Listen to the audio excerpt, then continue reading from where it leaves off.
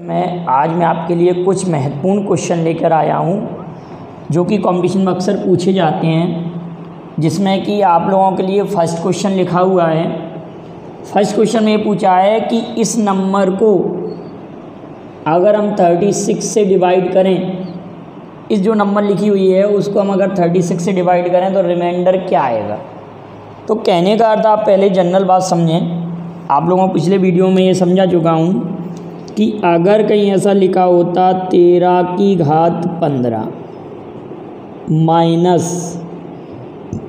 11 की घात 15, जब किसी भी नंबर में ये दो नंबर दिए हैं और पावर ऑड हो तो हमेशा a माइनस वी से डिविजिबल होगा। तो a वाली वैल्यू a माइनस वी से डिविजिबल होना कहने का अर्थ है 13 ऋण 11 मतलब 2 से ये डिवाइड होगी। अगर यही क्वेश्चन मैं आपके सामने ऐसे लिख दूं कि यहाँ लिख देता 254 माइनस 244 और पावर यहाँ पर 15 रहता, तो आप तुरंत ही ये बोलते कि सर ये वाला जो संख्या है वो a माइनस वी से डिविजिबल होगा। तो a माइनस वी से डिविजिबल होना माने 254 माइनस 244, तो 10 से डिविजिबल होगा। दोनों का अंतर 10, तो ये 10 से डिविजिबल होगा। तो ऐसे ही अगर हम फर्स्ट क्वेश्चन को देखें, हमारा जो फर्स्ट क्वेश्चन लिखा हुआ है, ज़रा उस पर अगर नज़र डालें तो क्या बात होगी कि उस क्वेश्चन में अगर हम ब्रैकेट ओपन करते हैं, ज़रा ध्यान दीजिए, आप लोग देखिए ज़रा, 683 की घात 125 माइनस 598 की घात 125 ब्रैकेट क्लोज माइनस 647 की power 125 minus 598 to the power 125 bracket close. अगर हम ब्रैकेट ओपन करते हैं तो यहाँ माइनस आएगा, माइनस माइनस ये प्लस हो जाएगा। तो कहने का अर्थ 298 और 298 598 और 598 कैंसिल हो जाएगा ये, और हमारे पास क्या बचेगा 683 to the power 125 minus 647 to the power 125, केवल इतना शेष रहेगा, ये वाली राशि रहेगी। तो आप ये जानते हैं कि पावर अगर n है और ऑड नंबर है तो ऑलवेज a माइनस वी से डिविजिबल। तो जब आप 683 में से 647 घटाएंगे तो केवल आपका 36 आएगा। आप सब्ट्रैक्ट करके देख लेंगे, 13 में से 7 गया 6, एक हमने यहाँ से ले लिया उस राशि के लिए, तो 8 में से 4 गए, तो ये कितने 7 में से 4 गए 3, 36। तो a माइनस वी से डिविजिबल होगा। तो कहने का अर्थ इस राशि में अगर पूरे में हम 36 का डिवाइड करेंगे तो रिमाइंडर 0 आ जाएगा। क्लियर है सभी लोगों को? आप लोगों को आ रहा है बेटा समझ में? तो रिमाइंडर कितना आएगा? 0 आएगा। अब नेक्स्ट क्वेश्चन हमारे पास लिखा हुआ है, नेक्स्ट क्वेश्चन में भी आप समझ सकते हैं।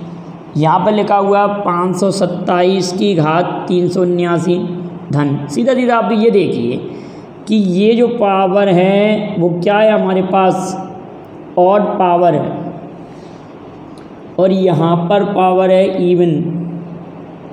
तो कभी भी किसी number a to the power n minus v to the power n में अगर पावर इवन होती है, इवन, इस पर अगर इवन पावर है तो a प्लस वी और a माइनस वी से डिविजिबल होता है ये। और यहाँ पर अगर a to the power n plus v to the power n में अगर हमारे पास ऑड पावर होती है, ऑड, ध्यान रखना ऑड, तब ये a प्लस वी से डिविजिबल होगा। तो कहने का अर्थ इसको देखेंगे तो यहाँ पर तो इवन पावर है और यहाँ पर है ऑड पावर, तो दोनों का common factor a plus v और a प्लस वी दोनों में से कॉमन आएगा। कॉमन मतलब सार्व गुणनखंड का अर्थ होता है इंग्लिश में कॉमन फैक्टर। तो दोनों में common factor a plus v, तो 527 धन 473, तो दोनों का कॉमन फैक्टर क्या आएगा बेटा? 527 धन 473, तो दोनों का ही कॉमन फैक्टर 1000 आ जाएगा। सेकंड क्वेश्चन का आंसर कॉमन फैक्टर 1000। इनको अगर आप जोड़ेंगे 527 और 473, क्योंकि ये धन भी कॉमन फैक्टर इसमें से, और इसमें दोनों ये धन भी ये ऋण भी, लेकिन कॉमन फैक्टर दोनों में ए प्लस वी है ना, तो common factor a plus v मतलब 1000 कॉमन फैक्टर आ जाएगा। इतना ईजी है, देखते ही समझ में आ रहा है। देखने में कितने कठिन लग रहे थे क्वेश्चन। अब आप थर्ड क्वेश्चन को देखें जरा। थर्ड क्वेश्चन में हमारे पास लिखा हुआ है 23 to the power 19 plus 19 to the power 19, ये ऑड पावर है, ऑड। यहाँ पर भी ऑड पावर, तो दोनों में ही common factor a plus b यहाँ से कॉमन और ए प्लस वी यहाँ से कॉमन, तो 23 धन 19, तो दोनों में कॉमन फैक्टर 42, कॉमन फैक्टर 42, इन दोनों का कॉमन फैक्टर 42। अब इसी मेथड का क्वेश्चन आपका कौन सा है, 6 क्वेश्चन है, सेम मेथड। अब इसमें भी आप कॉमन फैक्टर क्या कहेंगे, 6 क्वेश्चन में भी common factor a plus v और ए प्लस वी, तो 127 धन 97, 127 और 97 को जोड़ेंगे तो 224, 224 कॉमन फैक्टर हो जाएगा। 224 is the common factor in both number, 224 दोनों में ही कॉमन फैक्टर होगा। अब हमारे पास नेक्स्ट क्वेश्चन है 4 टू द पावर 61। आप ये याद रखिए कि इस टाइप के क्वेश्चन में आपके लिए 4 स्टेप देते हैं वो ज़्यादातर। अगर छोटा मान होगा तो और ज़्यादा भी दे सकते हैं। फॉर एग्जांपल अगर मैं आपके सामने लिखूं 2 to the power 61, 2 to the power 62, 2 to the power 63, 2 to the power 64, 2 to the power 65, इतना भी दे सकते हैं। अगर आपके पास कोई छोटी वैल्यू है तो आप इतना मान भी दे सकते हैं। आपसे कहा निम्न में से किस संख्या से विभक्त होगा, तो ये सॉल्व करने पर ही पता चलेगा कि किस संख्या से विभक्त होगा। अगर मैं 2 टू द पावर 61 कॉमन ले लूँ तो यहाँ पर 2 टू द पावर 0, किसी नंबर पर जब पावर 0 होता है ये कॉमन गया तो यहाँ एक, यहाँ पर 2 की घात 1 तो 2, 2 पर घात 2 बचेगा तो 4। एक बार इसको लिख दे रहे हैं आप लोगों को, यहाँ पर ये तो कॉमन ही चला गया, आप समझते हैं, तो 1 रहे, यहाँ पर 1 पावर, यहाँ पर 2 पावर, यहाँ पर 3 पावर और यहाँ पर 4 पावर। अब सीधा सीधा हमारा फंडा ये है कि आप जरा इन वैल्यू को जोड़ें। 2 पर घात 4 मतलब 16, 2 पर घात 3 मतलब 8, 2 पर घात 2 मतलब 4 और 2 धन 1 3। अगर इनको 16 धन 8 24, 16 में जब 8 जोड़ेंगे 24 और 4 28 और 3 31, तो 2 टू द पावर 61 इंटू 31 कितना आ रहा है बेटा, 2 टू द पावर 61 इंटू 31। तो आप ये कहेंगे कि सर ये वाली जो वैल्यू है ये 31 से भी डिविजिबल हो सकती है, ऑप्शन पर डिपेंड करेगा। और अगर 31 नहीं दिया तो 2 टू द पावर 61 को भी हम ऐसे ब्रेक कर सकते हैं, 2 टू द पावर 61 60 लिख सकते हैं इंटू 2 इंटू 31। अगर ऑप्शन में आपको 62 ऑप्शन में मिला तो ये 62 से भी डिविजिबल होगा। क्लियर है बेटा। तो अब इसी मेथड से ज़रा हम इस क्वेश्चन को देखते हैं। 4 टू द पावर 61, अगर हम इसी क्वेश्चन को अगर देखें तो हम इसको कैसे सॉल्व करेंगे। 4 टू द पावर 61 हमारे पास लिखा हुआ है 4 to the power 61, 4 to the power 62, 4 to the power 63 और 4 टू द पावर 64 लिखा हुआ है। 61 कॉमन ले लें तो 1 plus 4 plus 4 to the power 2, 4 to the power 3, तो इसको लिख सकते हैं 4 टू द पावर 61। ये 64 64, ये 16, ये 4 और 1, तो ये 80 और ये 84, ये 85, हमारे पास कितना हो रहा है 85, 85। अब आप ये कहेंगे कि सर हम 85 को भी अगर ब्रेक करें तो इसको हम ऐसे लिख सकते हैं 4 टू द पावर 61 इंटू 17 गुणित 5। अब हमारे पास ऑप्शन में देखिए 11 से ये डिविशिबल है नहीं, इसमें 11 का कैसे भी नहीं जा रहा, 13 का नहीं जा रहा, 3 का ही नहीं जा रहा, तो डेफिनेट 10 से ये डिविशिबल होगा। 10 से कैसे डिविशिबल होगा कि 5 हम यहाँ से ले लें और हम 2 इसमें से ले लें, तो 2 गुणित 5, 2 गुणित 5 मीन्स 10। तो कहने का मतलब 10 भी इसमें आ सकता है, तो ये 10 से डिविशिबल होगा। इस क्वेश्चन का आंसर 10 आ जाएगा। अगर पेपर में 10 ऑप्शन नहीं हुआ, 17 आया तो 70, 17, 5 ऑप्शन में आया तो 5 से डिविशिबल होगा। अब अगला क्वेश्चन हमारे पास है 3 to the power 4n minus 4 to the power 3n किस संख्या से विभक्त होगा जब n कोई भी धनात्मक संख्या हो। n is a positive integer धनात्मक पूर्णांक हो। n कोई धनात्मक पूर्णांक है तो ये किस संख्या से विभक्त होगा। यहाँ लिखा हुआ है 4 to the power 3 to the power 4n, 3 to the power 4n minus 4 to the power 3n, 3 to the power 4n minus 4 to the power 3n किस संख्या से विभक्त होगा। तो अब आप ये कहेंगे कि सर यहाँ पर अगर मैं ऐसा प्रयास करें कि 3 टू द पावर 4 यहाँ लिख दिया हमने, यहाँ पर पावर n है, क्लियर है बेटा, आ रहा समझ में। 4 टू द पावर 3 यहाँ पर पावर n, इतनी बात क्लियर। अब आप ये कहेंगे कि 3 टू द पावर 4 की वैल्यू 3 इंटू 3 इंटू 3 इंटू 3 81, इसकी value 81। 4 to the power 3 4 into 4 into 4 64, तो 81 to the power n minus 64 to the power n।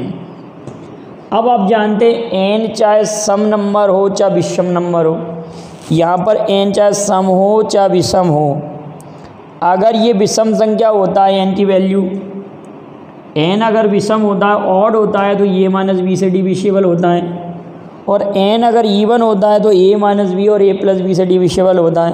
तो ऑलवेज इसमें कॉमन फैक्टर क्या आ रहा है, n की वैल्यू चाहे सम हो चाहे विषम हो, तो a माइनस बी से ऑलवेज ये डिविशिबल होगा। तो 81 और 64 का जो भी रिमाइंडर आएगा, जो अंतर आएगा उससे डिविशिबल होगा। तो 81 और 64 का डिफरेंस जो आएगा, तो डिफरेंस कितना आ रहा 17, तो ये नंबर 17 से डिविशिबल है।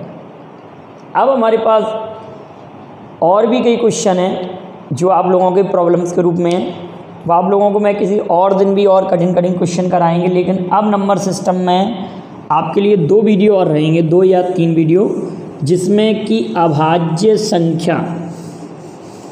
संख्या क्या होती हैं। तो थोड़ा सा हम आज चर्चा करते हैं अभाज्य संख्या की। प्राइम नंबर, अभाज्य संख्या, इनको हम रूट संख्या भी कहते हैं और इनको प्रधान संख्या भी कहते हैं, लेकिन इंग्लिश में इनके लिए एक ही नाम है, अभाज्य संख्या। तो अभाज्य संख्या की ये परिभाषा होती है कि ऐसी संख्या जिसके केवल 2 फैक्टर हैं, ओनली 2 फैक्टर, तो वे संख्याएं अभाज्य संख्याएं कहलाती हैं। क्या कहलाती हैं? अभाज्य संख्या कहलाती हैं। तो अभाज्य संख्या की अगर हम लिस्ट बनाएं, आप सभी लोग जानते हैं अभाज्य संख्या या रूट संख्या या प्रधान संख्या, अभाज्य संख्या, रूट संख्या, प्रधान संख्या, इनको प्राइम नंबर कहते हैं, प्राइम नंबर। तो अभी आप केवल इतना याद रखें कि 1 to 100, 1 से लेकर 100 तक 25 अभाज्य संख्या होती हैं। 1 से लेकर 100 तक कितनी अभाज्य संख्या? 25 प्राइम नंबर। और सबसे छोटी अभाज्य संख्या, छोटी अभाज्य संख्या आपकी 2 होती है। सबसे छोटी अभाज्य संख्या 2। विषम अभाज्य संख्या, सबसे छोटी विषम अभाज्य संख्या, सबसे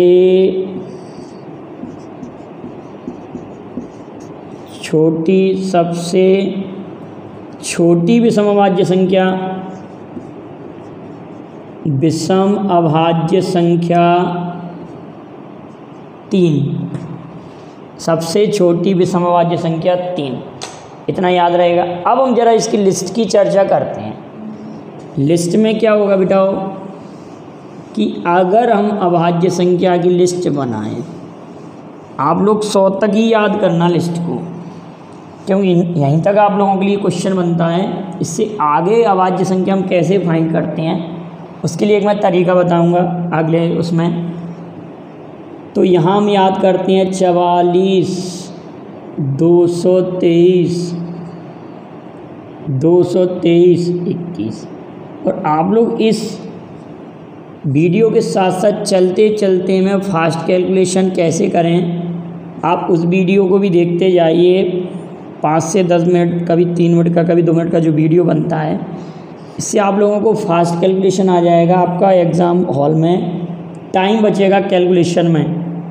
तो देखिए बेटा, आप समझें ज़रा क्या तरीका है, क्या मेथड है यहाँ पर कि यहाँ पर 1 to 10, 1 से लेकर 10 तक, 11 से 20 तक, 21 से 30 तक, 31 से 40 तक, 41 से 50 तक, 51 से 60 तक, 61 से 70 तक, 71 से 80 तक, 81 से 90 तक, 91 से 100 तक। ये टोटल लिस्ट हम याद करते हैं प्राइम नंबर्स के। प्राइम नंबर की अगर लिस्ट हम याद करते हैं तो यहाँ पर आपके लिए 2, 3, 5, 7, 11, 13, 17, 19, 23, 29, 31, 37, 41, 43, 47, 53, 59, 61, 67, 71, 73, 79 और ये 83 और ये 89 और यहाँ ये 97। तो ये टोटल आप लोगों ने लिस्ट याद कर ली 1 से लेकर 100 तक की अभाज्य संख्याओं की। 1 से लेकर 100 तक के प्राइम नंबर आप लोग इस तरह से याद कर सकते हैं। तो ये एक जनरल सा क्वेश्चन आता है कि प्रथम 5 अभाज्य संख्याओं का अगर गुणा करें, प्रथम 5 अभाज्य संख्याओं का गुणा करें तो यूनिट डिजिट पर क्या प्राप्त होगा। जरा आप इसको सॉल्व करिए। प्रथम 5 अभाज्य संख्याओं का मल्टीप्लाई करें तो यूनिट डिजिट पर क्या प्राप्त होगा। तो आप जरा इसको सॉल्व करके आप तुरंत ही कहेंगे कि प्रथम 5 अभाज्य संख्याओं का अगर हम मल्टीप्लाई करते हैं 2 × 3 × 5 × 7 × 11 तो यूनिट डिजिट पर 0 ही आएगा, क्योंकि आप लोग इकाई अंक जानते हैं। अगले वीडियो में अभाज्य संख्या, यूनिट डिजिट वगैरह का भी टॉपिक रह गया है तो उसको भी क्लियर कराएंगे। अगर हम 2 × 5 करते हैं तो 5 दूनी 10, यूनिट डिजिट पर कितना आ रहा है 0, इकाई अंक कितना आएगा 0। क्लियर है बेटा इतनी बात।